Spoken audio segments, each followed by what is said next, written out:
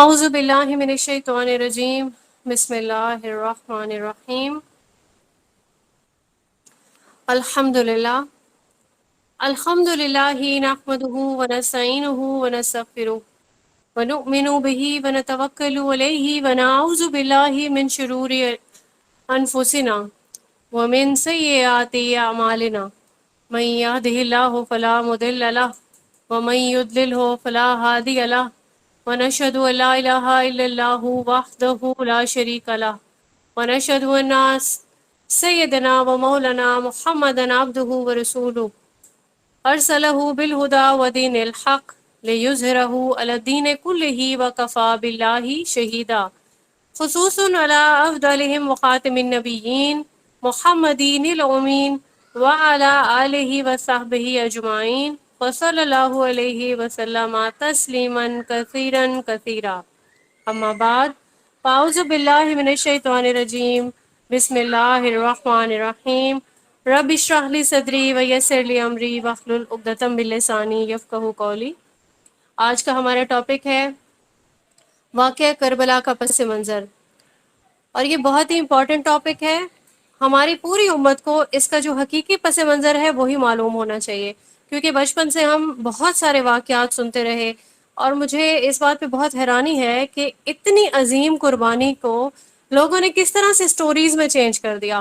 مطلب اب ایون ہنسی مذاق میں یہ چیزیں شامل کرتے ہیں لوگ، پانی نہیں ملا تو کربلا کو یاد کر لیا، ٹھیک ہے، تو یہ چیزیں، یہ سب کچھ وہ نہیں ہے جو ہم کو بچپن سے سنتے آ رہے ہیں۔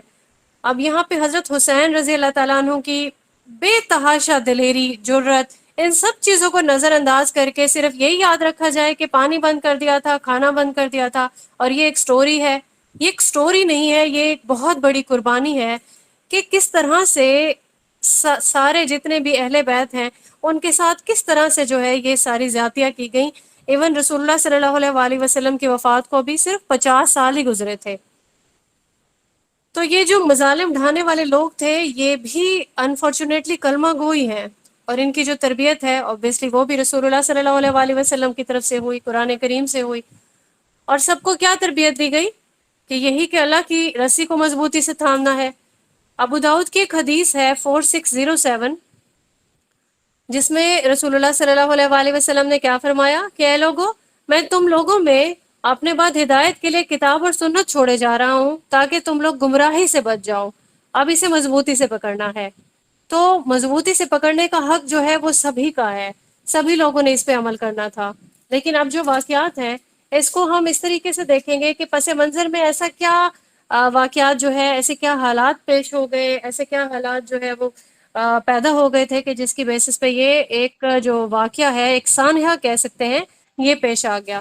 اب یہاں پہ رسول اللہ صلی اللہ علیہ وسلم کی جو زندگی تھی اس میں رسول اللہ صلی اللہ علیہ وسلم نے بہت ساری چیزوں کو آئیڈینٹیفائی کر دیا تھا، خاص طور پر جو فتنے تھے، یہ جو ہمارے دور کے جو فتنے ہیں جو شامل ہو رہے ہیں، ان کے بارے میں جو آگہی کر دی تھی۔ اوبویسلی رسول اللہ صلی اللہ علیہ وسلم کی وفات کے بعد کچھ نہ کچھ جو ہے وہ زندگیوں میں سب کی انٹر ہونے لگا تھا۔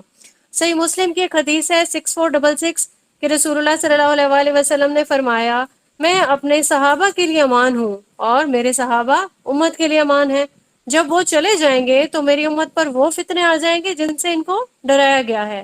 اس کے علاوہ ہم سنن نسائی میں دیکھ لیتے ہیں 1579 حدیث ہے، گمراہی سے، بدعتوں سے بچنے کی اس حدیث میں تلقین فرمائی گئی ہے رسول اللہ صلی اللہ علیہ وسلم کی طرف سے، اور ساتھ میں انڈیکیشن بھی کی گئی ہے کہ قیامت کے دن سے ڈرنا، اور یہ بھی بتایا گیا کہ جو میرا تعلق ہے وہ باقی تمام رشتوں سے قوی اور مضبوط ہے۔ کس کا تعلق؟ ہمارا رسول اللہ صلی اللہ علیہ وسلم سے جو تعلق ہے وہ پوری، جو جسے کہتے ہیں ٹاپ پرائرٹی پہ ہے اور سب سے مضبوط بھی ہے۔ تو اب یہاں سوال یہ پیدا ہوتا ہے، امت نے اس تعلق کو کیا وہ امپورٹنس دی ہے کہ جتنا حق تھا اس کو امپورٹنس دینے کا؟ تو یہاں پہ اللہ تعالیٰ کی طرف سے رسول اللہ صلی اللہ علیہ وسلم کو یہ ساری پیشن گوئیاں کی گئی تھیں کہ آپ کے بعد اہل بیت کے ساتھ کیا معاملات پیش آئیں گے۔ اب اس کو ہم دیکھ لیتے ہیں، جیسے کہ کچھ احادیث ہیں، سنن ترمذی میں آپ دیکھ سکتے ہیں 2287 ہے کہ کسی نے رسول اللہ صلی اللہ علیہ وسلم سے نے پوچھا کسی سے کہ آپ میں سے کس کو خواب آیا ہے، تو بتایا گیا کہ خواب میں انہوں نے ایک ترازو دیکھا ہے اس ترازو میں اس حدیث کو آپ پورا اسٹڈی کریں گے، میں صرف اس کا مفہوم بیان کر رہی ہوں. تو خواب جو ہے وہ دیکھا گیا کہ ترازو آیا، اور ترازو میں جو ہے رسول اللہ صلی اللہ علیہ وسلم اور حضرت ابوبکر صدیق کو تولا گیا. جب تولا گیا تو آپ صلی اللہ علیہ وسلم بھاری تھے میزان میں، اور پھر اس کے بعد حضرت ابوبکر اور عمر تولے گئے تو کیا ہوا، حضرت ابوبکر جو ہے وہ بھاری تھے میزان میں. پھر تیسرے جو درجہ ہے اس پہ حضرت عمر رضی اللہ تعالیٰ عنہ اور حضرت عثمان رضی اللہ تعالیٰ عنہ کو تولا گیا. اب کیا ہوا کہ عمر رضی اللہ تعالیٰ عنہ بھاری تھے، اور اس کے بعد کیا ہوا، ترازو اٹھا لیا گیا. اور یہاں پہ حدیث کا جو بیان ہے اس میں آپ صلی اللہ علیہ وسلم کے چہرے پر کوئی ناگواری یا خفگی کے جو ہے اثرات بھی تھے. اس کے علاوہ ہم دیکھتے ہیں مشکات کی ایک حدیث ہے 5378، جس میں یہ بیان کیا گیا ہے کہ رسول اللہ صلی اللہ علیہ وسلم نے اس بات کو ایک بار پھر سے آئیڈینٹیفائی کیا کہ اللہ تعالیٰ جب تک چاہے گا تم میں نبوت کے اثرات کو باقی رکھے گا، یعنی آپ صلی اللہ علیہ وسلم کے بعد کی بات ہے. اور اس کے بعد کیا ہوگا، پھر خلافت جو ہے وہ نبوت کے انداز پر ہوگی، جب تک اللہ چاہے گا اس کو بھی باقی رکھے گا. اس کے بعد کیا آئے گی، اس کے بعد ملوکیت آ جائے گی، اور یہ ملوکیت کیسی ہوگی، کاٹ کھانے والی ملوکیت. پھر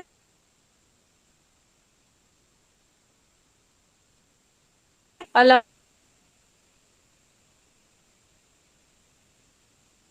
اسے بھی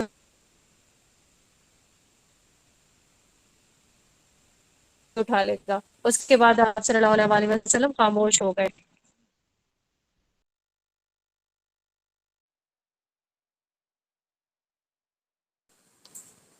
ابو داؤد کی ایک حدیث ہے جس میں ایون یہ چیز بھی آئیڈینٹیفائی کی گئی ہے کہ حدیث ہے 4646، اور ساتھ پہ ترمذی کی ایک حدیث ہے 2226 ہے. ان دونوں کو آپ اسٹڈی کر سکتے ہیں، ڈیٹیلڈ حدیث ہیں، احادیث ہیں. تو نبوت کی جو خلافت ہے وہ 30 سال تک رہے گی، یہ چیز آئیڈینٹیفائی کی گئی تھی رسول اللہ صلی اللہ علیہ وسلم کی طرف سے.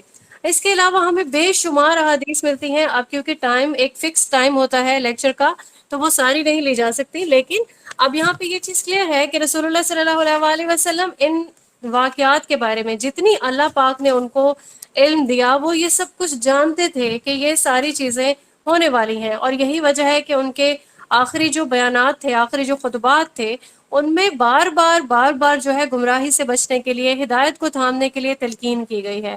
صحیح مسلم کی ایک حدیث دیکھ لیتے ہیں 6225، اس میں رسول اللہ صلی اللہ علیہ وسلم نے بار بار، یعنی کہ یہ جو الفاظ ہیں ان کے، وہ 3 بار ایک ہی اسٹیٹمنٹ آئی ہے کہ میں تمہیں اپنے اہل بیت کے معاملے میں اللہ کا خوف دلاتا ہوں. اگین فرمایا میں تمہیں اپنے اہل بیت کے معاملے میں اللہ کا خوف دلاتا ہوں. پھر سے فرمایا میں تمہیں اپنے اہل بیت کے معاملے میں اللہ کا خوف دلاتا ہوں. تو 3 بار کہنے کا مطلب کیا ہے، اس پہ بہت زیادہ فوکس رہو. امت نے لیکن سننے کے بعد کیا یہ پیغام ان تک نہیں پہنچا تھا؟ امت نے اس کے باوجود تفرقے میں بھی پڑے، اہل بیت کے معاملے میں اللہ کا خوف نہیں رکھا. کبھی امہات المومنین، کبھی حضرت حسن علیہ السلام پہ، کبھی مولا علی پہ، کبھی صحابہ اکرام پہ بلا تحقیق و جواز ڈسکشن ہو رہی ہے، ان کی غلطی تھی، ان کی غلطی تھی. اور یہ ساری جو ہے تہمات اور ساری چیزیں ایڈ کر دی گئیں جن کو ہم بدعات کے نام سے جانتے ہیں. اب مسلمانوں نے ہدایت کے راستے میں کیسی کیسی تکالیف جو ہے وہ برداشت کی ہیں. اب جو واقعتاً اللہ کی محبت کی میں گرفتار تھے، اللہ کی محبت میں سمجھ لے کہ راہ حق پہ جو گامزن رہے، وہ ان سب نے قربانیاں دی ہیں. قربانیوں کے ساتھ ہی جو ہے وہ انقلاب آتے ہیں، قربانیوں کے ساتھ ہی انسان کا جو ہے وہ تزکیہ ہوتا ہے. حضرت ابراہیم علیہ السلام سے لے کے آپ دیکھ لیں، حضرت ابراہیم علیہ السلام کی قربانی ہمیں یاد ہے کہ کیسے انہوں نے خواب میں ہی انسٹرکشن ان کو دی گئی کہ بیٹا ذبح کرنا ہے، اور جو باپ بیٹا ہیں دونوں تیار. اور پھر باقی قربانیاں ان کی بھی کوئی مثال نہیں ملتی. آپ علیہ السلام کو حکم دیا اللہ تعالیٰ کی طرف سے کہ اپنے شیرخوار بچے کو اور بیوی کو صحرا میں چھوڑاؤ، تو انہوں نے اف تک نہیں کیا اور پھر چھوڑ دیا. ٹھیک ہے. اور اسی طریقے سے اور بہت ساری قربانیاں. پھر آپ یہ بھی یاد رکھیں حضرت سمیہ رضی اللہ تعالیٰ عنہا جو تھیں، اور حضرت یاسر رضی اللہ تعالیٰ عنہ، ان کی قربانی، یہ وہ پہلے شہید تھے جو ایمان کی راہ پہ چلنے والے تھے. سب سے جو بڑی قربانی، اور یوں سمجھ لیں کہ پہلی قربانی انہوں نے دی، اور ایون یہ کہ جان دے دی اللہ تعالیٰ کے لیے. پھر اس کے بعد باقی جو اصحاب ہیں ان کی قربانیاں. پھر انہوں نے صرف جانی قربانیاں نہیں تھی، مالی قربانیاں بھی تھی. خاندان کھوئے، اپنی اولادیں کھوئی، رشتہ دار کھوئے، گھر بار چھوڑا، اور اپنی جگہ اپنا گھر بار ہوتے ہوئے بھی مہاجروں والی جو انہوں نے لائف گزاری ہے. تو یہ صرف یہ سٹوریز نہیں ہیں، یہ بہت بڑی قربانیاں ہیں. اور پھر دیکھیں کہ پوری زندگی اللہ کی راہ میں صرف ہوئی کس کی؟ رسول اللہ صلی اللہ علیہ وسلم کی. اللہ کا جو نعرہ ہے وہ بلند کیا. ٹھیک، تو اللہ کی خاطر کچھ بھی کر گزرنے کو تیار ہوتے تھے. ہر حکم پر لبیک، ہر حکم پر لبیک. اب یہاں پہ ہم ٹاپک کی طرف آتے ہیں. سب سے پہلے تو ہم سمجھ لیتے ہیں کہ یہ جو لڑائی تھی، یہ جو کربلا کی لڑائی تھی، یہ ایک ہی خاندان کے دو جو قبیلے ہیں ان کی لڑائی ہے. ٹھیک ہے، اب یہاں پہ دیکھتے ہیں کہ عرب قبیلہ جو تھا، اس میں قریش قبیلہ یہ خصوصی اہمیت کا حامل تھا. اب سلسلہ اگر ہم دیکھتے ہیں، آپ کے ساتھ فیملی ٹری شیئر کیا جائے گا. عبد مناف سے آپ دیکھنا سٹارٹ کریں. عبد مناف کے ویسے تو بہت سارے بیٹے ہیں، لیکن ہم جو زیادہ مشہور ہیں ان میں دیکھتے ہیں کہ ہاشم ہیں. ٹھیک ہے، جن کی جو خاندان ہے ان کو کہا جاتا ہے بنی ہاشم. اور پھر رسول اللہ صلی اللہ علیہ وسلم بھی بنی ہاشم سے تھے. اور پھر جو دوسرے بیٹے ہیں عبد الشمس، ان سے جو لڑی چلی ہے اس کو بنو امیہ کے نام سے پہچانا جاتا ہے. اب دیکھتے ہیں کہ ہاشم سے عبد المطلب، اور عبد المطلب کون ہیں؟ آپ صلی اللہ علیہ وسلم کے دادا ہیں. اور پھر ان کے بھی بیٹے ہیں، مطلب جو قابل ذکر ہیں اس میں ہم یہی دیکھیں گے عبداللہ ہیں، رسول اللہ صلی اللہ علیہ وسلم کے یہ والد ہیں.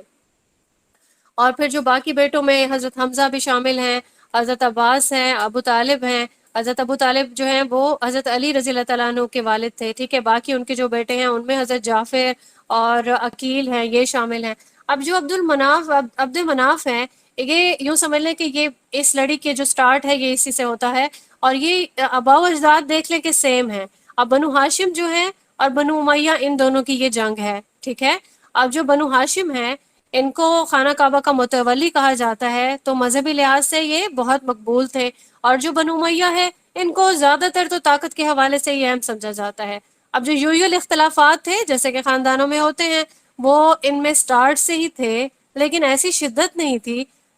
یوزول اختلاف تھے جس کو ہم کہتے ہیں کہ آرڈینری چیزیں. ٹھیک ہے، لیکن پھر کیا تھا کہ اب جیسے کہ بدر میں حضرت حمزہ رضی اللہ تعالیٰ عنہ نے جو ہندا کا جو خاندان ہے، یعنی کہ بنو امیہ، ان کے جو 3 لوگ ہیں عتبہ، شیبہ اور ولید، ان کو یہ لوگ مارے گئے تھے. اب جو ہندا کون ہے؟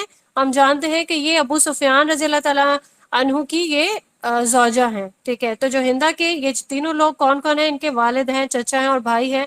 اب جب یہ جنگ میں مارے گئے تو یہ اس کو غصے سے اور انتقام کی جو آگ ہے وہ ان کے دل میں بہت زیادہ جو ہے بھڑکنے لگی. اب انہوں نے کیا کیا؟ حبشی غلام سے کہہ کے حضرت حمزہ رضی اللہ تعالیٰ عنہ کو شہید کروا دیا، یعنی کہ یوں سمجھ لے کہ بدلہ لینے کی غرض سے. اب یہاں پہ ہم اسی فیملی ٹری میں دیکھ لیتے ہیں حضرت علی رضی اللہ تعالیٰ عنہ کا جو نکاح تھا وہ حضرت فاطمہ رضی اللہ تعالیٰ عنہ سے ہوا. اور اولاد میں جو ہے وہ حضرت حسن ہے، حضرت حسین رضی اللہ تعالیٰ عنہ یہ ہیں. اور پھر باقی شادیاں بھی ہیں، دوسرے بھی ایک بیٹا جن کا نام محمد بتایا جاتا ہے، وہ بھی ان کے اولاد میں موجود ہے. اب یہاں پہ دیکھیں فیملی ٹری کو آپ ذرا سامنے کھول کے رکھیں کہ جو بنو امیہ ہے اس کی لڑی کو ہم پہلے دیکھ لیتے ہیں. عبد شمس کے جو 2 بیٹے ہیں امیہ ہیں اور ربیہ ہیں. ربیہ کے بیٹے ان میں عتبہ ہیں اور حذیفہ ہیں. ٹھیک ہے، اور پھر ایک دوسرے بیٹے کا نام بھی ہے جن کا نام ولید ہے، اور بیٹی کا نام ہندا ہے. ہندا پھر سے دیکھ لیں وہی ہیں جو ابو سفیان سے جن کا نکاح ہوا تھا. انہوں نے یہ جو لوگ ہیں ابو سفیان ہیں، ہندا ہیں، انہوں نے فتح مکہ کے طور پر اسلام کے موقع پہ اسلام قبول کیا تھا. اور پھر یہ کہ یہ بھی ہمیں یاد رکھنا چاہیے کہ اسلام کے جو سخت جو مخالف لوگ تھے، یعنی کہ شدید دشمنی میں جو آگے بڑھ جاتے تھے، جیسے ابو جہل ہے مثال میں، اور ابو سفیان بھی ایمان لانے سے پہلے بہت شدید جو ہے مخالفت رکھتے تھے. تو یہ لوگ جو ہے، اس کے علاوہ باقی بھی لوگ، یہ سارے لوگ بھی بنو امیہ سے ہی تعلق رکھتے تھے. اب ہم دیکھتے ہیں کہ ان کے دوسرے بیٹے، ابھی ہم نے ربیہ کا دیکھا ہے جو فیملی جو ٹری ہے، اس کے بعد ہم دیکھتے ہیں امیہ کے 2 بیٹے، ان میں حرب آتا ہے، ابو العاص آتا ہے. حرب سے ابو سفیان کے علاوہ اور بھی ان کے 2 جو ہے اولاد جو ہے وہ بتائی جاتی ہیں، جیسے ایک بیٹے کا نام یزید، لیکن یہ وہ یزید نہیں ہے، اور ام حبیبہ ان کی بہن تھی ابو سفیان کی. اب جو ابو سفیان ہے اس کے بعد آپ دیکھتے ہیں ابو سفیان کی اولاد میں امیر معاویہ آ جاتے ہیں، اور امیر معاویہ سے یہ وہ یزید ہے جس نے میدان کربلا میں جو ہے یہ مظالم ڈھائے. اب یہاں پہ دیکھیں امیہ کے جو دوسرے بیٹے ہیں جن کو ابو العاص کے نام سے جانا جاتا ہے، ان سے حکم اور عفان ہوئے. اب حکم کی جو اولاد تھی مروان، ہم ان کے نام جانتے ہیں، اور عفان سے حضرت عثمان رضی اللہ تعالیٰ عنہ جو ہے یہ پیدا ہوئے. اب یہاں پہ دیکھتے ہیں کہ حضرت عثمان اور حکم جو ہیں یہ دونوں رشتے میں کزن ہیں. حضرت عثمان رضی اللہ تعالیٰ عنہ، اب ان کے بارے میں بھی ہم جانتے ہیں کہ رسول اللہ صلی اللہ علیہ وسلم کے داماد بھی تھے خلیفہ کے علاوہ. اور پھر آپ صلی اللہ علیہ وسلم نے اپنی 2 بیٹیاں بھی ان کے عقد میں دی تھیں، نکاح میں دی تھیں۔ مروان کے 3 بیٹوں کے نام عبدالعزیز، محمد اور عبد المالک ہیں۔ مروان کے بعد حکومت جو ہے وہ عبدالعزیز کے پاس آئی، پھر سلیمان کے پاس آئی۔ اب یہاں پہ امید ہے کہ آپ کو کلیئر ہو گیا ہوگا، جو فیملی ٹری ہے اس کے بارے میں آپ کو سب کچھ سمجھ میں آ گیا ہوگا۔ اچھا، یہاں پہ آپ لوگ ہینڈ ریز کریں کہ خلافت اور ملوکیت کا ڈفرنس کس کس کو پتا ہے؟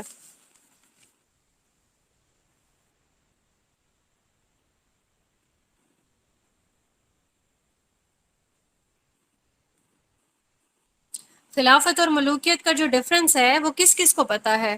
کوئی ہینڈ ریز کرے گا اگر کسی کو معلوم ہے۔ اب سب سے پہلے تو میں اسی کا ہی کانسیپٹ جو ہے وہ سب کے سامنے رکھنا چاہتی ہوں، کلیئر کرنا چاہتی ہوں کہ خلافت اور ملوکیت میں فرق کیا ہے۔ یہ پورشن جو ہے میں نے کہ خلافت و ملوکیت کی جو بک ہے ابو العلا مودودی، ان کی بک سے یہ پورشن لیا ہے۔ اس میں بہت اچھے طریقے سے اور آسان الفاظ میں یہ چیز بیان کی گئی ہے۔ اب یہ جو خلافت اور ملوکیت ہے، اس میں ہم جانتے ہیں کہ ہمارے جو خلیفہ تھے وہ 4 ہی تھے، ٹھیک ہے۔ اب جو خلافت ہے کس طرح سے ڈیسائیڈ ہوتی ہے؟ یعنی امت کے پاس اس کا اختیار ہوتا تھا کہ کون ہے جو ہمارا امیر بنے گا، ہمارا خلیفہ کون بنے گا، وہ اپنا اجماع کرتے اور پھر اس کے بعد تقرر کیا جاتا تھا، ٹھیک ہے۔ اب جو مسلمانوں کا یہ 4 خلیفہ آئے، ٹھیک ہے، اس کے بعد تو مسلمان خلافت سے محروم ہو گئے نا۔ یہ کوئی اتفاقی حادثہ نہیں تھا کہ بالکل یہ اچانک ہو گیا۔ اب یہاں پہ کوئی بھی اگر واقعہ پیش آتا ہے یا کوئی حادثہ تو اس کے پیچھے کچھ اسباب ہوتے ہیں، یعنی کہ گریجولی امت کو دھکیلتے ہوئے خلافت سے یوں سمجھ لیں کہ ملوکیت میں حالات چینج ہو گئے اور پوری طریقے سے یوں سمجھ لیں سچویشن چینج ہو گئی۔ اب جو سچویشن یہ یوں سمجھ لیں کہ ہر مرحلے پہ ایسے امکانات موجود تھے کہ سسٹم کو جو ہے اس کی جو جیسے یہ ڈیگریڈیشن کی طرف یہ سسٹم جا رہا تھا، خلافت سے ملوکیت کی طرف جو رواں دواں تھا، تو روکا جا سکتا تھا۔ کچھ نہ کچھ ایسے اسباب تھے جن کو روکا جا سکتا تھا، لیکن یہ بدقسمتی سمجھ سکتے ہیں یا پھر یہ تقدیر کے جو ہے وہ اسباب سمجھ سکتے ہیں، اور پھر کہ تغیر کی جو اسباب تھے وہ زیادہ طاقتور تھے۔ تغیر یعنی کہ جو تبدیلی آ رہی تھی وہ کوئی طاقتور طریقے سے آ رہی تھی، اس کو روکنا بھی کچھ خاص آسان نہیں تھا۔ چنانچہ ہم یہاں پہ بیسک ڈفرنس دیکھ لیتے ہیں۔ خلافت جو ہے وہ امت کے مسلمان ہم نے دیکھا کہ خود ڈیسائیڈ کرتے تھے، ان کا تقرر کیسے ہوتا تھا، وہ خود اپنا امیر مقرر کرتے تھے۔ اور خلافت کا جو دستور تھا، دستور کیا ہوتا ہے؟ جو آپ کے پاس بک ہے جس کے مطابق آپ نے چلنا ہے کہ کس طرح سے سسٹم جو ہے وہ مینج کیا جائے گا، وہ شریعت کے مطابق ہوتا تھا۔ اب خلافت راشدہ میں کوئی بھی خلیفہ، جتنے بھی 4 خلیفہ گزرے ہیں، ہم جانتے ہیں کہ پہلے خلیفہ کون تھے؟ حضرت ابو بکر، حضرت عمر، پھر حضرت عثمان، پھر اس کے بعد حضرت علی۔ اب ان 4 میں کوئی بھی خلیفہ ایسے نہیں تھے جن کی خود کی خواہش ہو کہ مجھے یہ عہدہ مل جائے۔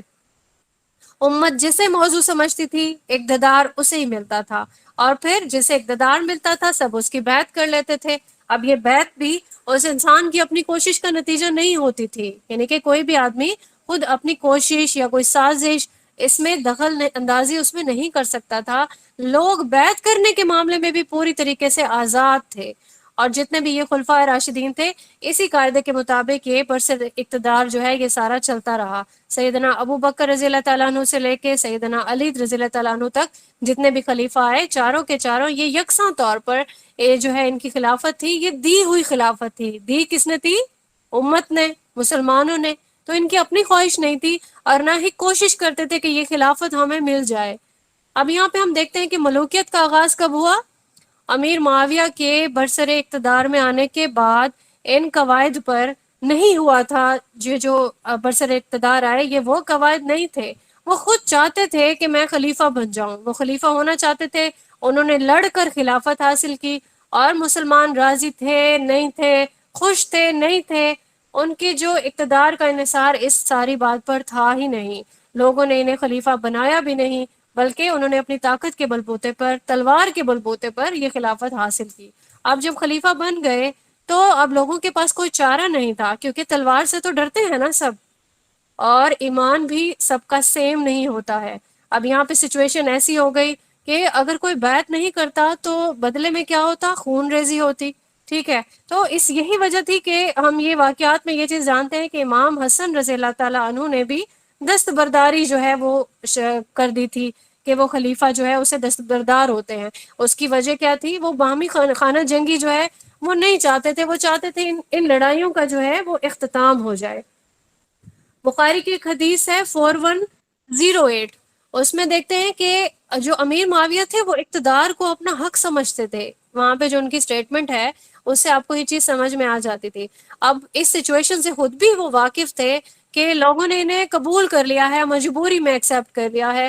اور یہی وجہ تھی ایک خطبہ میں انہوں نے خود بھی یہ چیز بیان کی ہے کہ میں تم لوگوں کی فیلنگ سے آگاہ ہوں، میں نے یہ اقتدار تلوار کے زور سے لیا ہے، تم سب کو مغلوب کیا ہے میں نے، چنانچہ اگر میں تمہارا حق پورا ادا نہیں کر رہا تو تھوڑے پہ راضی ہو جاؤ. ٹھیک ہے، یعنی کہ یہیں پہ انہوں نے پہلے ہی بتا دیا کہ ساتھ میں تلوار بھی نظر آ رہی ہوگی لوگوں کو کہ کمپرومائز کرو میرے ساتھ، میں جانتا ہوں تم لوگ اندر سے نہیں چاہتے ہو. اور پھر کیا ہوا؟ پھر یزید جو ہے اس کو موروثی طور پر جو ہے ایک پوری اسٹریٹجی بنائی گئی، جیسے وراثت میں ملتی ہے نا آپ کو مال و دولت ملتا ہے، ویسے یہاں پہ خلافت منتقل کرنے کی پوری جو ہے کوشش کی گئی. اور پھر اقتدار جو تھا وہ منتقل کر دیا گیا جان بوجھ کر. اور پھر کیا ہوا؟ گریجولی یہ نظام مستحکم ہوتا چلا گیا، مطلب اب عوام کا عمل دخل نہیں ہے. اب اس بیعت کو ہم کیا کہیں گے؟ جبری بیعت کہیں گے. اور جو خاندانی یوں سمجھ لیں کہ وراثتی اقتدار کا نظام ہم اس کو سمجھیں گے.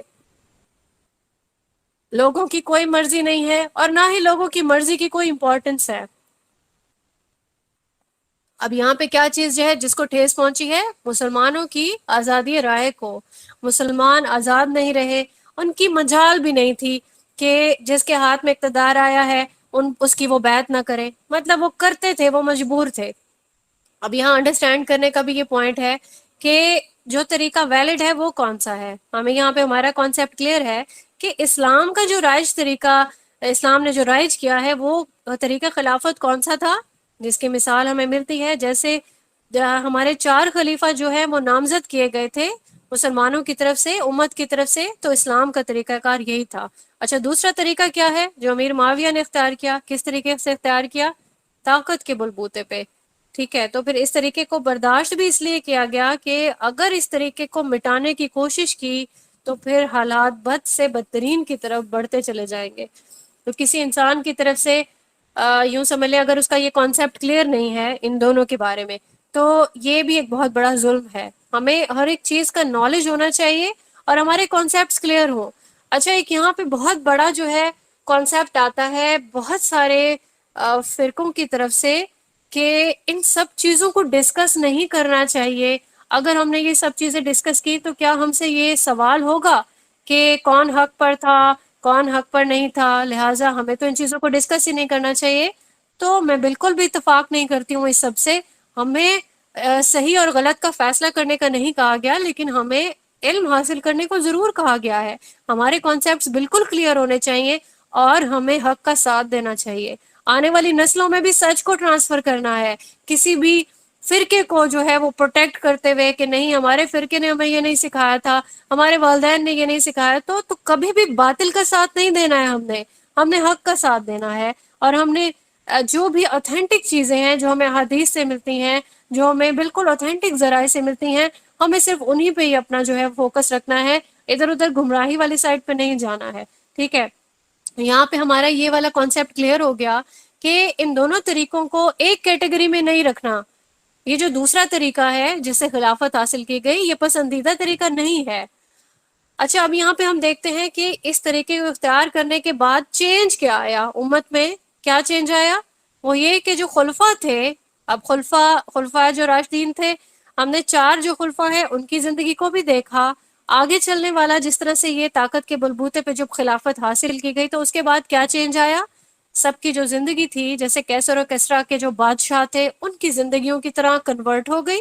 ٹھیک ہے، اس طریقے کو چھوڑ دیا گیا جس پہ رسول اللہ صلی اللہ علیہ وآلہ وسلم نے اپنی پوری زندگی گزاری. اور پھر 4 خلفاء نے بھی کیسے زندگی گزارتے تھے؟ چٹائی، ان کی چھوڑ کر جانے والی چیزوں میں کچھ بھی نہیں ہوتا تھا.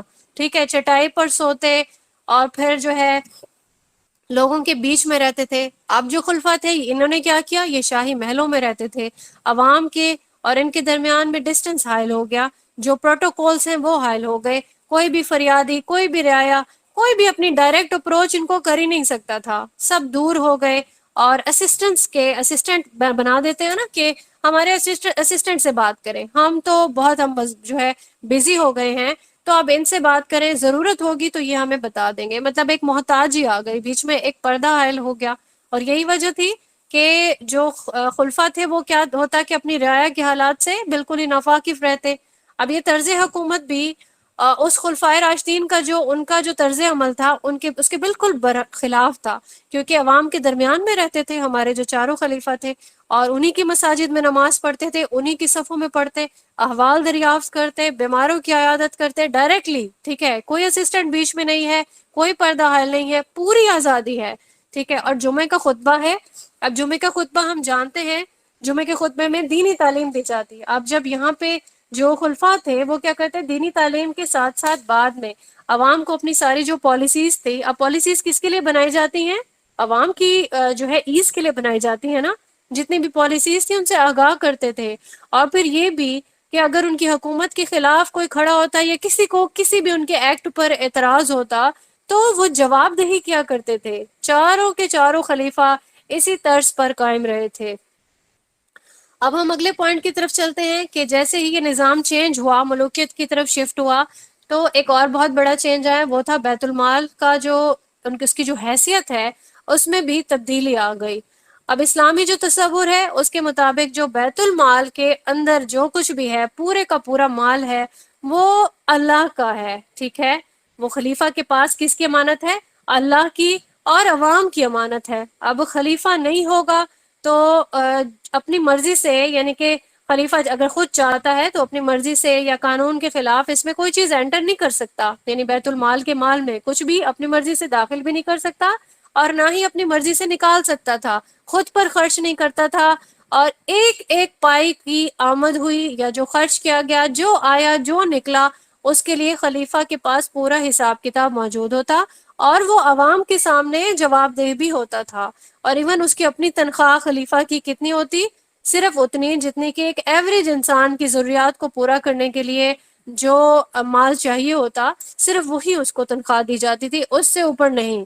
اب جب ملوکیت کا دور آیا تو بیت المال کا پورا تصور چینج ہو گیا، اس کے بالکل برخلاف ہو گیا. اب جو خزانہ ہوتا وہ بادشاہ کی جو ہے ملکیت سمجھا جاتا یا پھر اس کے خاندان کی ملکیت سمجھا جاتا. رعایا کو بالکل بھی حساب کتاب پوچھنے کا نہ تو کوئی اختیار تھا، نہ ہی اس کو کوئی حق دیا گیا تھا. اور ایون وہ جرت بھی نہیں کر سکتا تھا کہ بیت المال کا یہ مال آپ کے خاندان پہ خرچ کیوں ہو رہا ہے. اب جب کیا ہوا، جب یہ سارا سسٹم چینج ہوا تو اس کا آبویس ایک ریزلٹ کیا نکلا کہ شہزادوں کی، بادشاہوں کی اور ان کے گورنروں کی، ایون ان کے ملازموں کی، جیسے سپہ سالار ہیں ان کی، ان سب کی زندگی شاندار ہوتی گئی اور عالی شان تک چلی گئی. ٹھیک ہے، تو obviously یہ سارا کچھ کیسے ہو سکتا تھا، بیت المال میں بیجا تصرف کے بغیر یہ سب کچھ نہیں ہو سکتا تھا.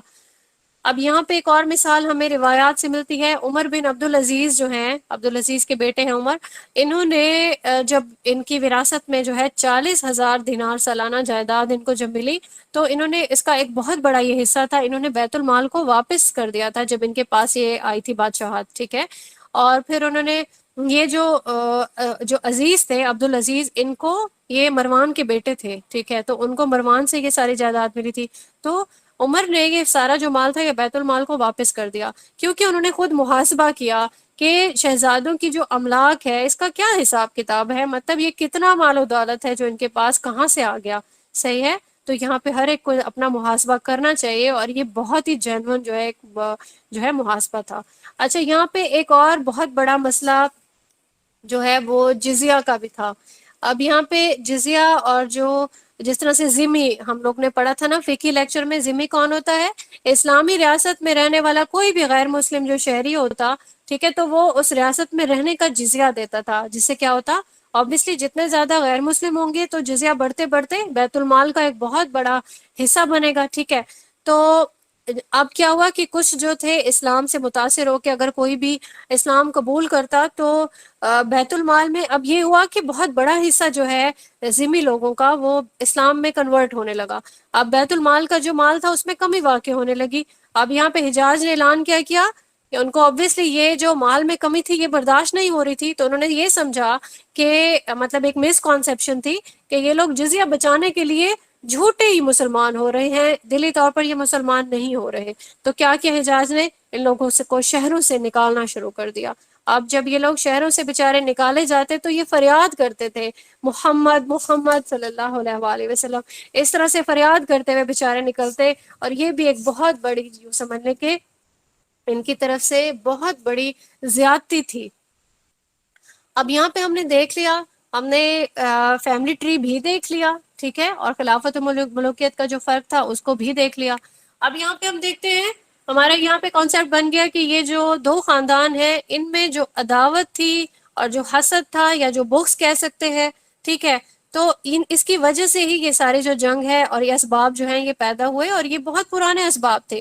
کیونکہ اب دیکھیں کہ رسالت جو ہے وہ اللہ پاک نے بنو ہاشم کو عطا فرمائی، تو یہ بھی ایک بہت بڑا حسد ہے. صحیح. اب واقعہ کربلا کی ایک ریزن یہ جو ہے یہ ساری یہ حسد اور بغض بھی ہے. اب یہاں پہ دیکھتے ہیں ہم کہ یہ جو زیادتی کرنے والے اور جو بادشاہت کو ایکسیپٹ کرنے کے مطلب ناجائز طریقے سے جو ایکسیپٹ کرنے والے لوگ تھے، اس میں 3 لوگ اس لڑی میں ایسے بھی تھے جو اس سارے سسٹم کو اپوز بھی کرتے تھے، جس میں سب سے پہلے تو آ جاتے ہیں حضرت عثمان بن عفان. حضرت عثمان رضی اللہ تعالیٰ عنہ ہمارے تیسرے خلیفہ بھی ہیں، اور اس کے علاوہ جو ہے عمر بن عبدالعزیز، جن کا ابھی ہم نے ذکر کیا تھا کہ انہوں نے ایک بہت بڑا حصہ بیت المال کو واپس کر دیا تھا جو وراثتی طور پر ان کو ملا تھا. اس کے بعد تیسرے نمبر پہ یزید کا جو بیٹا تھا معاویہ، ٹھیک ہے، اس کا نام بھی معاویہ تھا، اس نے سٹینڈ لیا تھا کہ یہ جو وراثتی ظالمانہ بادشاہت ہے اس کو میں ایکسیپٹ نہیں کروں گا. اب یہاں پہ یہ دیکھیں کہ باقی جو لوگ تھے جو فتح مکہ کے موقع پہ جو اسلام لائے تھے، obviously ان کی تربیت رسول اللہ صلی اللہ علیہ وآلہ وسلم کے زیر اثر نہیں ہوئی تھی جیسے باقی اصحاب کی ہوئی تھی. آپ صلی اللہ علیہ وآلہ وسلم کے زیر سایہ ہی ان کی تربیت ہوئی، اور پھر انہوں نے مشکلات بھی برداشت کی. تو ایمان کو سٹیبل کرنے کے لیے مشکلات، آزمائشیں یہ بھی بہت ضروری ہوتی ہیں. انہوں نے ہر ایک چیز برداشت کی. اور جو بلکہ اب جو باقی لوگ ہیں جو فتح مکہ پر جنہوں نے جو ایمان لائے تھے، کہا جا سکتا ہے کہ ان دونوں کے ایمان کا لیول ایک جیسا نہیں ہوگا، کیونکہ نہ تو انہوں نے دشمنوں کے عذاب کے کوڑے کھائے، ٹھیک ہے، تو نہ ہی انہوں نے وہ تکالیف دیکھی جو رسول اللہ صلی اللہ علیہ وآلہ وسلم نے اور باقی اصحاب نے دیکھی، ٹھیک ہے. اور یہی وجہ ہے کہ جیسے رسول اللہ صلی اللہ علیہ وآلہ وسلم اس دنیا سے گئے تو بہت سارے لوگ بنو امیہ میں سے ایسے بھی تھے جو مرتد ہو گئے، ٹھیک ہے. ہم یہ جانتے ہیں کہ حضرت ابو بکر صدیق رضی اللہ تعالیٰ عنہ نے مرتدوں سے جنگ کی تھی، اور مرتد کی کیا سزا ہے؟ مرتد کی سزا قتل کر دینا ہے، ٹھیک ہے. تو یہ بھی ایک بہت بڑا فیکٹر ہے. بنو امیہ کی یہ جو سرداری ہے، یہ جب ابو سفیان رضی اللہ تعالیٰ عنہ کے پاس آئی تو وہ کیا کرتے، ہر ممکن کوشش کرتے تھے کہ اسلام کی راہ میں رکاوٹیں کھڑی کرے، ٹھیک ہے. یہ اسلام لانے سے پہلے کی بات ہے. اسلام لانے کے بعد پھر کیا ہوا، کیونکہ یہ بہت بڑے دشمن تھے نا اسلام کے، جیسے ہی وہ ایمان لائے تو پھر جو مسلمان تھے وہ ان کے ایمان پر کچھ نہ کچھ شک کرتے تھے، کیونکہ وہ یہ سمجھتے تھے کہ اسلام دشمنی میں یہ بہت آگے نکل گئے تھے ایمان لانے سے پہلے، تو دل سے ان کی سرداری کو قبول نہیں کیا جاتا تھا. اور جب بھی وہ اپنی محفل میں بیٹھتے، ان کی محفل میں وہ گرم جوشی بھی نہیں ہوتی تھی جیسے کہ باقی سرداروں کی محفل میں ہوا کرتی ہے، ٹھیک ہے. تو جو مسلمان ہیں وہ بہت ہی کم ہوتے تھے ان کی محفلوں میں، ان کو وہ اثر و رسوخ سمجھنے کے حاصل نہیں ہوا تھا. اب یہاں پہ ہم دیکھتے ہیں صحیح مسلم کی ایک حدیث ہے 6409، ایک ڈیٹیلڈ حدیث ہے. اس میں آپ دیکھ سکتے ہیں، مفہوم میں بیان کروں گی کہ حضرت ابو سفیان نے انہی حالات کے پیش نظر رسول اللہ صلی اللہ علیہ وآلہ وسلم سے 3 چیزوں کی ڈیمانڈ کی تھی. پہلے تو انہوں نے کہا کہ جو پہلی ڈیمانڈ یہ تھی کہ بیٹی جو ہے ان کو رسول اللہ صلی اللہ علیہ وآلہ وسلم کی زوجیت میں دے دیا جائے. پھر ٹھیک ہے. پھر دوسرا انہوں نے کہا میرا بیٹا معاویہ ہے، ان کو اپنے پاس کاتب وحی جو ہے وہ بنا لے کیونکہ وہ لکھنا پڑھنا جانتا ہے. اور تیسری ڈیمانڈ ان کی کیا تھی کہ مجھے امیر بھی بنائیں جیسے جنگی دستوں میں، کیونکہ میں کافروں کے خلاف بھی جنگ کرتا تھا، تو اب میں چاہتا ہوں کہ میں مسلمانوں کے ساتھ کافروں کے خلاف جنگ کروں، کیونکہ پہلے کافروں کی طرف سے جنگ کرتے تھے. اب یہاں پہ یہ چیز بھی واضح رہے کہ پیار محبت اور رشتہ داریاں بڑھانے کے غرض سے لوگ نکاح بھی کیا کرتے تھے، عربوں کا یہ رواج تھا، ٹھیک ہے. تو رسول اللہ صلی اللہ علیہ وآلہ وسلم نے بھی اسلام کو فروغ دینے کے لیے بہت سارے نکاح کیے. تو یہاں پہ یہ والی چیز بھی ہمیں معلوم ہونی چاہیے. صحیح مسلم کی ایک اور حدیث ہے 6628. اب یہاں پہ دیکھ لیں کہ حضرت معاویہ آپ صلی اللہ علیہ وسلم نے کیونکہ یہ تینوں جو ان کی ڈیمانڈس تھیں، تینوں جو پیشکش وہ ساری قبول کر لی تھی. حضرت معاویہ جو تھے وہ آپ صلی اللہ علیہ وسلم کے پاس کاتب وحی تھے، ٹھیک ہے. اور پھر ان کو ایک بار جب آپ صلی اللہ علیہ وسلم نے طلب کیا تو 2 بار طلب کرنے کے بعد بھی ان کو جواب ملا کہ معاویہ کھانا کھا رہے ہیں. تو آپ صلی اللہ علیہ وسلم نے فرمایا اللہ اس کا پیٹ نہ بھرے. اب یہاں پہ یہ دیکھیں، یہ اس حدیث کے جو الفاظ ہیں اس کو بددعا کی ٹرم میں بھی لیا جا سکتا ہے. آپ نے اگلے جو حالات ہیں وہ بھی آپ دیکھیں گے. اب جب حضرت معاویہ جو ہے یہ دمشق کے گورنر جو ہے یہ رہے، حضرت عثمان کے دور خلافت میں شام کے جو گورنر ہیں وہ بھی بنے، ساتھ میں عراق کے، تقریباً 12 سال تک انہوں نے یہ والی رسپانسبلٹی لی تھی. اب یہاں پہ کچھ جو ہے چیزیں وہ مس مینج کیسے ہوئیں حضرت عثمان رضی اللہ تعالیٰ عنہ کے دور خلافت میں، کیونکہ انہوں نے بنو امیہ کو بہت ساری مراعات دی. مطلب ایسا کہ کچھ میں کیپیبلٹی بھی نہیں دیکھی، بلکہ رشتہ داریوں کو، خاندانی نظام کو، ان چیزوں کو مد نظر رکھتے ہوئے لوگوں کو بڑے بڑے عہدوں سے نواز دیا گیا. اب کوفہ میں جو ہے وہ سعد ابن ابی وقاص تھے، ان کو بھی ڈسمس کیا، ٹھیک ہے. جو اسلاف بن عتبہ تھے ان کو وہاں کا گورنر بنا دیا گیا، اور یہ بھی جان لیں کہ فتح مکہ کے موقع پہ ایمان لائے تھے. اور پھر مصر میں بھی جو عمر بن عاص ہیں ان کو ہٹا دیا اور اپنے بھائی کو گورنر لگا دیا. یہ بھائی جو ہیں ان کے یہ شاید دودھ شریک بھائی تھے. اور پھر ساتھ میں یہ بھی کہ یہ ان کے بارے میں لکھا جاتا ہے کہ یہ مرتد ہو گئے تھے اسلام لانے کے بعد، لیکن پھر بعد میں معافی مانگ لی اور پھر سے مسلمان ہو گئے تھے. صحیح مسلم کی ایک حدیث ہے 4457، اس میں آپ دیکھ لیں کہ ولید کو بنایا گیا تھا عراق کا امیر. اور پھر اس کا ایک مشہور واقعہ ہے، آپ لازماً اس حدیث کو پورا پڑھیے گا، کہ جو ولید تھا اس نے شراب پی کر مسجد میں امامت کے، جس طرح سے سارے معاملات جو ہیں وہ کھل کے سامنے آنے لگے، ٹھیک ہے. اب حضرت عائشہ کے پاس یہ ساری شکایت پہنچ گئی. حضرت عثمان رضی اللہ تعالیٰ عنہ کا دور خلافت ہے، ٹھیک ہے، اس میں یہ معاملات اتنے بگڑ رہے ہیں، اور ساتھ میں باغی جمع ہو گئے ہیں، اور یہ باغی بھی کم نہیں تھے، 2000 کے قریب تھے. یہ سارے مدینہ میں جمع ہو گئے، ٹھیک ہے.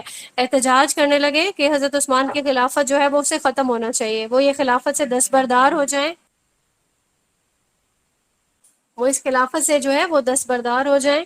اب مروان کیا کرتا، وہ ان سارے جو باغی تھے ان کو غصہ طریقے سے کرتا تھا. اب یہ والا غم اور غصہ بھی ان کے درمیان میں بڑھتا رہا، ٹھیک ہے. تو احتجاج جو ہے وہ شدت پکڑ گیا، اتنا زیادہ یہ پرزور کہ حضرت عثمان رضی اللہ تعالیٰ عنہ پر شہید کر دیا. اب سچویشن اس طرح سے ہوئی کہ قاتل کا بھی کسی کو پتہ نہیں ہے، اور یہ اتنی ورس سچویشن ہے، اتنی مس مینیج سچویشن ہے کہ خلافت جو ہے وہ حضرت علی رضی اللہ تعالیٰ عنہ کے حصے میں آ گئی، ٹھیک ہے. اور وہ پرسنلی اس کو خود سے ایکسیپٹ بھی نہیں کرنا چاہتے تھے، کیونکہ معاملات بہت زیادہ جسے کہتے ہیں ورس تھے، اور ان کو اسٹیبل کرنا بھی آسان نہیں تھا. لیکن کیونکہ مسلمانوں کی خواہش تھی، اور آپ کو پہلے بھی یہ کانسیپٹ آپ کا کلیئر کیا گیا ہے کہ خلافت جو ہے وہ خلیفہ کی مرضی سے نہیں ہوتی تھی، اور ان کو فائز نہیں کیا جاتا تھا اپنی مرضی سے، بلکہ امت کرتی تھی، ٹھیک ہے. اب خلافت کس کے پاس آ گئی؟ بنو ہاشم کے پاس. خلافت میں آتے ہی سب سے پہلا جو حکم حضرت علی نے جاری کیا وہ یہ تھا کہ جو خاندانی رشتہ داریاں ہیں، ٹھیک ہے، وہ جو رشتہ داریوں کی بنیاد پر جو بھی عہدے دیے گئے یا جو بھی مراعات دی گئی ہیں، سب کے سب لوگ اپنے اپنے علاقوں میں جن کو نامزد کیا گیا وہ سارے دستبردار ہو جائیں، واپس آ جائیں. کیونکہ یہ سارا جو فساد ہے نا، یہ بنو امیہ کے انکیپیبل جو عہدے دار ہیں ان کی وجہ سے پھیلا ہے، ٹھیک ہے. امیر معاویہ نے لیکن عہدے سے دستبردار ہونے سے انکار کر دیا. ان کے پاس یہ وہ تھی، ایک ریزن تھی کہ پہلے حضرت عثمان رضی اللہ تعالیٰ عنہ کے قاتل کو سزا ملنی چاہیے، اس کے بعد جو ہے دیکھیں گے کہ میں نے کیا کرنا ہے. تو اب یہ دیکھیں کہ امیر وقت ہیں حضرت علی، ان کی اطاعت کرنا ان کو بھی پتہ ہے، کلمہ گو تھے، وہ جانتے تھے کہ یہ اطاعت جو ہے وہ قرآن میں بھی ہے، اور ثابت ہے قرآن سے کہ مجھے اطاعت کرنی ہے، اور حدیث سے بھی ثابت ہے. تو اس کے باوجود بھی انہوں نے دھمکی آمیز خط بھی لکھے اور حضرت علی کا فرمان بھی نہیں مانا. آپ خطوط میں کیا لکھتے کہ میرے پاس 50,000 آدمیوں کا لشکر ہے، ٹھیک ہے. تو جواباً حضرت علی رضی اللہ تعالیٰ عنہ کیا فرماتے کہ میرے پاس قرآن ہے، میرے پاس رسول اللہ صلی اللہ علیہ وآلہ وسلم کی سنت ہے. اب یہاں پہ نوبت اس ایسے حالات پہ آ گئی کہ جنگیں ہونی سٹارٹ ہو گئیں. تو پہلی جو جنگ تھی وہ جنگ جمل تھی. حضرت علی رضی اللہ تعالیٰ عنہ جو ہے یہ شام کی طرف روانہ ہوئے تاکہ اس کو فتح کیا جا سکے، اور جبکہ یہاں پہ حضرت طلحہ اور حضرت زبیر جو تھے انہوں نے حضرت عائشہ رضی اللہ تعالیٰ عنہ کو فورس کیا کہ ہمارے ساتھ آپ بصرہ چلیں تاکہ معاویہ کے لشکروں کو سپورٹ کریں. اور کیوں سپورٹ کریں گے؟ تاکہ حضرت علی جو ہے وہ پہلے ان کو ان کی جو اسائنمنٹ ہے وہ کرنے دیں. یعنی کیا اسائنمنٹ تھی معاویہ کے پاس کہ حضرت عثمان رضی اللہ تعالیٰ عنہ کے قاتلوں کا پتہ جو ہے وہ ہم لگائیں گے, اس کے بعد جو ہے آپ کی بات مانیں گے. ٹھیک ہے, تو یہ لوگ پھر جو ہے روانہ ہوئے, اور پھر حضرت عائشہ کا وہ واقعہ جو حدیث حوض کے نام سے ایک واقعہ مشہور ہے کہ حوض نامی ایک جگہ پہ انہوں نے قیام جیسے ہی کیا تو کتوں نے بھونکنا شروع کر دیا. حضرت عائشہ رضی اللہ تعالیٰ عنہا نے اس جگہ کے بارے میں دریافت کیا تو پتہ چلا یہ حوض ہے. انہیں فوراً سے رسول اللہ صلی اللہ علیہ وسلم کی حدیث یاد آ گئی کہ ان کے الفاظ تھے کہ کیا ہوگا میری اس بیوی کا جس پر حوض کے کتے بھونکیں گے.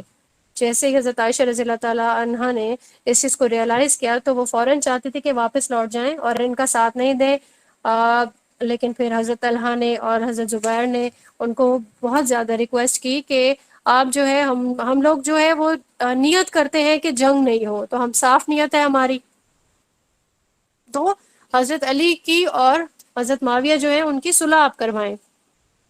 اب یہاں پہ کیونکہ جو لشکر تھے وہ روانہ ہو چکے تھے, مروان کی شرارت کے ذریعے سے کیا ہوا کہ دو جو مسلمانوں کے لشکر تھے ان کو اندھیروں میں اس نے لڑوایا, ایسا محسوس کروایا کہ سامنے والے نے حملہ کیا ہے. ٹھیک ہے, تو اس طرح سے کرتے کرتے 10,000 کے لوگ تقریباً کے قریب جو لوگ تھے وہ مارے گئے. حضرت علی ویسے تو یہ جنگ جیت گئے تھے اور انہوں نے حضرت عائشہ کو بھی باعزت طریقے سے مدینہ روانہ کیا, ساتھ میں جو مال غنیمت تھا اس کو بھی جمع خود بھی نہیں کیا, منع بھی کیا کہ کوئی اس کو اکٹھا نہیں کرے. لیکن اس واقعے کے بعد حضرت عائشہ جو ہے وہ بہت ندامت جو ہے محسوس کرتی تھی, اور بخاری میں یہ موجود ہے حدیث کے انہوں نے جو ہے وصیت کی کہ مجھے آپ صلی اللہ علیہ وسلم اور آپ کے ساتھیوں کے ساتھ دفن نہ کیا جائے, مجھے جنت البقیع میں دفن کیا جائے, اور ایسا کیا بھی گیا ان کی وصیت کے مطابق. اور ساتھ میں ایک اور حدیث ہے بخاری میں 4425 ہے جس میں جو ہے یہ چیز بیان کی گئی ہے کہ وہ قوم بھی کبھی فلاح نہیں پا سکتی جس جو اپنا حکمران کسی عورت کو بناتی ہے. ٹھیک ہے, تو ایسا یہ والا جو حدیث ہے یہ بھی اس ریفرنس کے طور پر لی جا سکتی ہے کہ یہ جو ایک ایکٹ تھا یہ ایک یوں سمجھ لیں کہ ایک مس ٹریٹ کیا گیا اس چیز کو. جنگ جمل میں جب یہ فتح ہو گئی اور پھر اس کے بعد جو کوفہ اور عراق کے جو فوجی تھے وہ بہت سارے شہید ہو گئے تھے, تو یہاں پہ جو ہے یوں سمجھ لیں صف ماتم بچ گیا, اور پھر انہوں نے قصوروار سمجھا حضرت علی کو, اور پھر یہ تب سے یہ سلسلہ شروع ہو رہا ہے. انہوں نے اپنی مساجد میں جو ہے حضرت علی کو گالیاں جو دینے کا جو پروگرام تھا وہ شروع کر دیا. ٹھیک ہے, اس پہ بھی حضرت علی نے خاموشی اختیار کی. اور اس کے بعد پھر آتا ہے جنگ صفین کا نمبر. یہ حضرت علی کی فوج تھی جو شام اور عراق کے درمیان میں پہنچی, اور پھر یہ جگہ صفین کہلاتی ہے. ٹھیک ہے, یہ جنگ بھی حضرت علی جو ہے یہ جیتنے ہی والے تھے, لیکن پھر کیا ہوا کہ جو امیر معاویہ ہیں وہ قرآن سر پر لے کر آئے اور لوگوں کے درمیان میں کہنے لگے کہ قرآن ہمارے درمیان میں فیصلہ کرے گا. اب اس حرکت سے یوں سمجھنے کہ فوجوں میں پھوٹ پڑ گئی, لوگ تقسیم ہونے لگے, اور پھر اس کے بعد حضرت علی جو ہے وہ واپس آ گئے. اب یہاں پہ آپ دیکھیں کہ کچھ لوگوں کی ایک اور جو ہے وہ مسکنسیپشن یہ ہے کہ خود ہی ڈیسائیڈ کرنا شروع ہو جاتے ہیں کہ کون حق پہ تھا, حضرت علی کو یہاں پہ جو ہے مسلمانوں سے جنگ نہیں کرنی چاہیے یا کچھ بھی ایسا. تو آپ یہاں پہ دیکھیں کہ صحیح مسلم کی ایک حدیث ہے 2459, اس میں رسول اللہ صلی اللہ علیہ وسلم نے فرمایا میری امت کے دو گروہ ہوں گے, ان دونوں کے درمیان سے دین میں سے تیزی سے باہر ہو جانے والے نکلیں گے. انہیں وہ گروہ قتل کرے گا جو دونوں گروہوں میں سب سے زیادہ حق کے لائق ہوگا. ٹھیک ہے, اس حدیث کو آپ دیکھیں, اس کے الفاظ اسٹڈی کریں. اس سے یہ چیز بھی ثابت ہوتی ہے حضرت علی جو ہے وہ حق پہ تھے. پھر جنگ نہروان بھی شروع ہوئی. ٹھیک ہے, اس کے بعد یہاں پہ جو ہے تقریباً 4,000 لوگوں کا ایک گروہ بنا جن کا نعرہ تھا کہ حکومت جو ہے وہ صرف اللہ کی ہے. اس گروہ کے خلاف جو ہے وہ حضرت علی نے جنگ کی تھی اور ان کو جو ہے مرتد ٹھہرایا تھا. ٹھیک ہے, تو پھر یہ جنگ نہروان کہلاتی ہے. اس کے بعد آپ دیکھتے ہیں کہ تقسیم شدہ یوں سمجھ لیں حکومت ہو گئی, جیسے کہ حضرت علی کی حکومت تھی اور دوسری طرف تھی یہ عمر بن عاص اور معاویہ کی حکومت. اور حدیث ایک ملتی ہے المستدرک حاکم میں 4621 میں کہ حضرت علی جو ہے اس حدیث میں بھی یہ چیز جو ہے انڈیکیشن ملتی ہے کہ حضرت علی جو ہے وہ حق پہ تھے, کیونکہ رسول اللہ صلی اللہ علیہ وسلم کی زندگی میں ہی آپ صلی اللہ علیہ وسلم نے آئیڈینٹیفائی کر دیا تھا کہ تم سب میں سے ایک ایسا انسان بھی ہوگا جو مسلمان ہو کر مسلمانوں سے لڑے گا. ٹھیک ہے, لیکن وہ حق پہ ہوگا. یہ حدیث آپ دیکھیں کہ اس میں اشارتاً جو ہے انہوں نے حضرت علی کی طرف اشارتاً رسول اللہ صلی اللہ علیہ وآلہ وسلم نے اشارہ کیا کہ وہ شخص جو اس وقت میری جوتوں کو پیوند لگا رہا ہے، اور وہ حضرت علی رضی اللہ تعالیٰ عنہ ہی تھے، وہ پیوند لگا رہے تھے. تو صحابہ جو ہے وہ دوڑ کر ان کو یہ خوشخبری سنانے کے لیے گئے، اور دیکھا کہ حضرت علی جو ہے وہ ایسا فیل ہوتا تھا کہ وہ اس چیز کو جانتے ہیں. اب یہاں پہ ہم ترمذی کی ایک حدیث دیکھ لیتے ہیں، اسی کے بارے میں. ترمذی کی ایک حدیث ہے 2676 کہ امیر کی اطاعت کے بارے میں، یہ ایک ڈیٹیلڈ حدیث ہے. آپ صلی اللہ علیہ وآلہ وسلم کا فرمان ہے کہ امیر جو بھی مقرر کیا گیا ہو، obviously امیر کس کی طرف سے مقرر کیا جاتا تھا؟ امت کی طرف سے، ٹھیک ہے. تو اس کے بارے میں کیا فرمان ہے کہ جو بھی امیر مقرر کر دیا گیا، چاہے وہ حبشی غلام ہی کیوں نہ ہو، اس کی آپ نے اطاعت کرنی ہے. اگر اس پر عمل کیا ہوتا، امیر معاویہ کی طرف سے بھی یہ عمل ہو گیا ہوتا، تو کیا اختلافات ہوتے یہ سارے جو اتنے زیادہ ایک بہت ہی بڑے سانحے کی طرف جو ہے یوں سمجھ لے کہ ٹریول کر کے چلے گئے. اب یہ جو بغاوت ہے، یہ ساری احادیث کی روشنی میں یہ اس طرح سے بھی ملتی ہے. ایک اور المستدرک حاکم سے 5661 ہے ایک حدیث، اس سے بھی یہ چیز ثابت ہوتی ہے کہ یہ جو ان کی جماعت تھی امیر معاویہ کی، یہ اس کو جو ہے باغی جماعت یا دوزخی کے نام سے جو ہے حدیث میں مینشن کیا گیا ہے. اور یہ چیز ثابت ہوتی ہے جیسے حضرت یاسر کو قتل کرنے والی جماعت کے بارے میں کہا گیا ایک دوست کی جماعت ہوگی، اور یہ جماعت کس کی تھی؟ حضرت یاسر کو کس نے قتل کیا تھا؟ شہید کیا تھا، سوری، امیر معاویہ کی جماعت نے. اب یہ لوگ جو ہے یہ 5 سال تک حضرت علی رضی اللہ تعالیٰ عنہ کی مخالفت کرتے رہے، اور بالآخر حضرت علی رضی اللہ تعالیٰ عنہ جو ہے انہی لوگوں کے ہاتھوں جو ہے وہ شہید بھی کر دیے گئے. اب جب حضرت علی رضی اللہ تعالیٰ عنہ کی وفات ہو گئی تو پھر مسلمان تب بھی 2 حصوں میں ہی تقسیم رہے، یعنی کہ یونٹی نہیں تھی ان کے بیچ میں. اور پھر کیا ہوا کہ آپ کے جو بڑے بیٹے ہیں حضرت حسن رضی اللہ تعالیٰ عنہ، ان کو خلیفہ چنا گیا. حضرت حسن رضی اللہ تعالیٰ عنہ نے بھی یہ جو تقسیم ہے اور تفرقہ ہے اس کو ختم کرنے کی کوششیں کی. یہ بھی شام کی طرف جنگ کے لیے روانہ ہوئے، ٹھیک ہے. اب جیسے ہی معاویہ کو خبر ہوئی تو ان سے کیا کیا، عمر بن عاص کے سے مشورہ کیا، اور پھر ان دونوں نے یہ طے پایا کہ صلح کا پیغام بھیج دیتے ہیں، ٹھیک ہے. اگر ہم نے یہ صلح کا پیغام نہیں بھیجا تو پھر یہ ایک بہت ہی عظیم لشکر ہے، ہمیں پھر سے نقصان ہوگا، ہماری ساکھ بھی خراب ہوگی، ٹھیک ہے. تو پھر یہ صلح کا پیغام جب بھیجا اور ساتھ ساتھ اپنی شرائط بھی بھیج دیں کہ ہم صلح کرتے ہیں، لیکن ابھی فی الحال آپ یہ خلافت چھوڑ دیں، مجھے ہی خلیفہ بنائیں، کیونکہ میں حضرت عثمان کے قاتلوں کا بدلہ لوں گا، اس کے بعد جیسا آپ چاہیں گے ویسا ہی ہوگا. بخاری کی حدیث ہے 2704 اور 7104، اس میں آپ یہ چیز دیکھ سکتے ہیں. اب یہ ایسا نہیں ہے کہ حضرت حسن نے کسی پریشر میں آ کے یہ خلافت چھوڑی ہو، بلکہ اب یہ کیا تھا، مسلمانوں کے مفاد کے پیش نظر جو ہے انہوں نے یہ عہد بھی لیا ساتھ میں کہ آپ جو خلافت جو بھی آپ مطلب آپ کے حوالے کی جا رہی ہے، یہ قرآن اور حدیث کے اکارڈنگ ہوگی، شرعی دستور پہ ہوگی، ٹھیک ہے. اور دوسرا یہ بھی ایک شرط تھی کہ معاویہ اپنے بعد کسی کو خلیفہ نہیں چنیں گے، ٹھیک ہے، بلکہ بعد کا جو خلیفہ ہے وہ مسلمان اپنی مرضی سے چنیں گے، جو خلافت کا جو ایک دستور ہے. اور ساتھ میں یہ بھی کہ شام اور عراق کی مساجد میں جو حضرت علی رضی اللہ تعالیٰ عنہ پہ کیچڑ اچھالا جا رہا ہے، گالیاں بکی جا رہی ہیں، اس سب کو بھی بند کروائیں.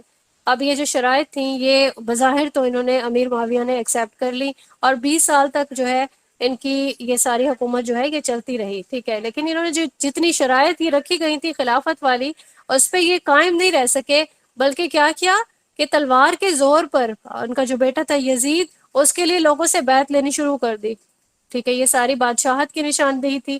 تو اس دوران حضرت حسن کو زہر دے دیا گیا اور شہید کر دیا گیا.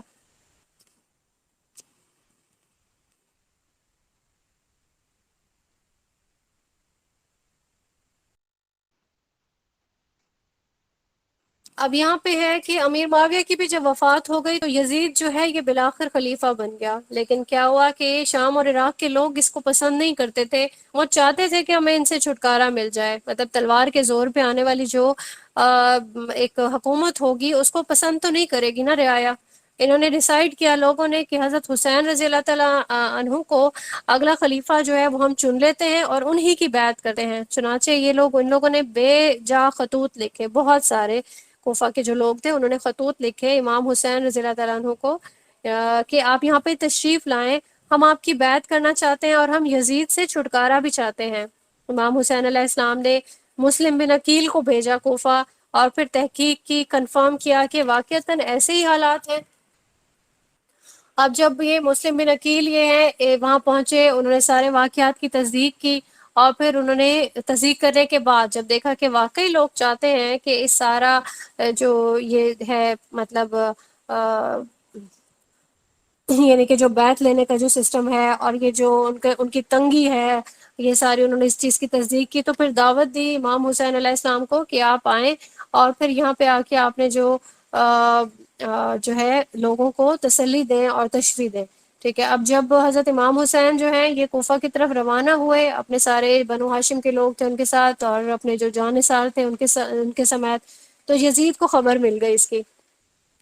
اس نے جو ہے عبید اللہ ابن زیاد کو گورنر بنایا اور بھیجا کہ انہیں یہیں پہ روک لیں، اور روکنے کے ساتھ ساتھ عبرتناک سزا بھی دیں. ٹھیک ہے. اگر یہ لوگ یہاں تک پہنچ گئے تو obviously اس کا سسٹم سارا برباد ہو جاتا. وہ اپنی حکومت سے بالکل بھی دستبردار نہیں ہونا چاہتا تھا.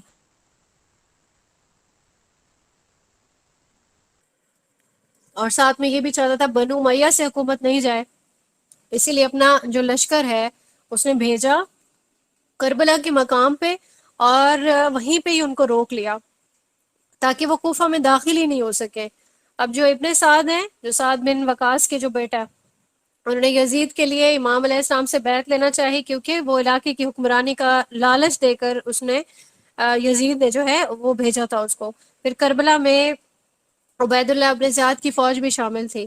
اب یہاں پہ آپ دیکھیں کہ حسین علیہ السلام نے باطل کے سامنے سر نہیں جھکایا. کتنی سچویشن ورس ہو گئی. ٹھیک ہے. ظلم اور تشدد سٹارٹ ہو گیا، جنگیں شروع ہو گئی، لیکن اللہ کی رضا کے لیے، اللہ کے کلمے کی سربلندی کے لیے آل دا ٹائم یہ ساری چیزوں کو برداشت کرتے رہے.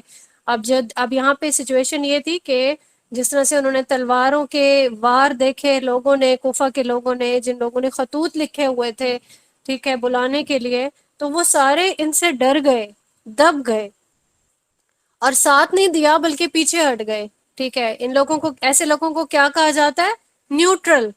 ٹھیک ہے. جو یہ سمجھتے ہیں کہ ہم اس اسٹریٹجی پہ چلیں گے کہ گو ود دا فلو، جیسی سچویشن ہے اسی کے مطابق چلنا ہے، تو کیا کہلائیں گے میرے نزدیک؟ منافقت والے لوگ. ٹھیک ہے.